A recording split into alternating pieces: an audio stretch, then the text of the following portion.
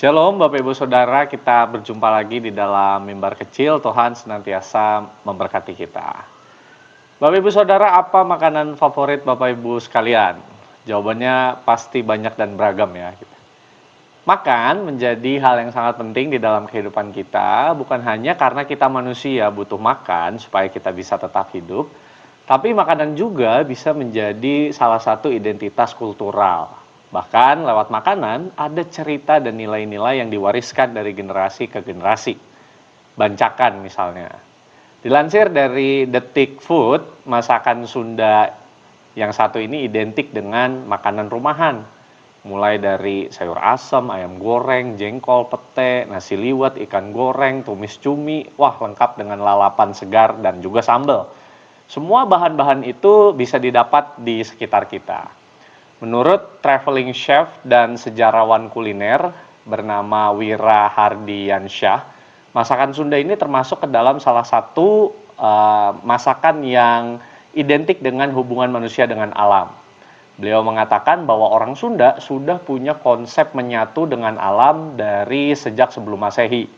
Hubungan itu adalah hubungan manusia dengan alam termasuk hewan, tumbuhan, dan juga gunung. Tata cara makan pun jadi hal yang sangat unik. Filosofi duduk makan bersama, memakai daun sebagai alas gitu ya, adalah simbol dari kesetaraan. Sama kedudukannya ataupun status sosialnya. Orang duduk makan semuanya dianggap sama. Ditambah lagi cerita tentang keseharian hidup yang dibagikan saat makan, menambah momen makan semakin indah dan berkesan. Apalagi kalau menunya dahsyat, tentu kita tidak segan untuk menambah satu porsi lagi. Namun demikian, kebiasaan makan yang buruk juga bisa menimbulkan masalah tersendiri. Bukan hanya dalam aspek fisiknya, nilai gizi dan lain sebagainya, tapi juga aspek komunalnya. Di dalam surat 1 Korintus, Rasul Paulus pernah memberikan nasihat tentang perjamuan makan. Sebab akibat perjamuan yang tidak teratur ini, timbul satu perpecahan di tengah jemaat. Waktu itu ada sekelompok orang yang makan terlebih dahulu perjamuan, bahkan ada yang mabuk dan tidak menyisakan makanan bagi orang yang datang belakangan. Di dalam 1 Korintus 11 ayat 33, Paulus menasihati, "Karena itu saudara-saudaraku, jika kamu berkumpul untuk makan, nantikanlah olehmu seorang akan yang lain." Jadi makan bukan hanya soal menu atau urusan perut, tapi makan juga adalah soal perhatian kepada sesama dan kebersamaan komunitas. Pertanyaannya, bagaimana kita memaknai kegiatan makan kita sehari-hari?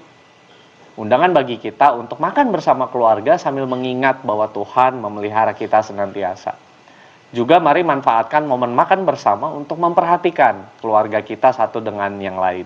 Siapa tahu lewat momen makan ini kita semakin kenal dan semakin akrab. Dan jika kita memiliki berkat berlebih, jangan lupa juga kita bisa membagikan makanan itu kepada siapapun, termasuk kita yang mungkin saudara-saudara kita yang membutuhkan. Selamat makan, Tuhan memberkati. Mari kita berdoa. Bapa di surga, kami bersyukur untuk berkat yang selalu Tuhan hadirkan bagi kami dan keluarga kami. Biarlah Tuhan memberikan makanan kami yang secukupnya setiap hari, dan ajarlah kami juga untuk mensyukuri berkat Tuhan, berbagi cerita lewat makan, dan juga berbagi berkat Tuhan kepada orang-orang yang membutuhkan. Pakailah kami untuk menjadi saluran berkat, dan biarlah nama Tuhan yang dimuliakan.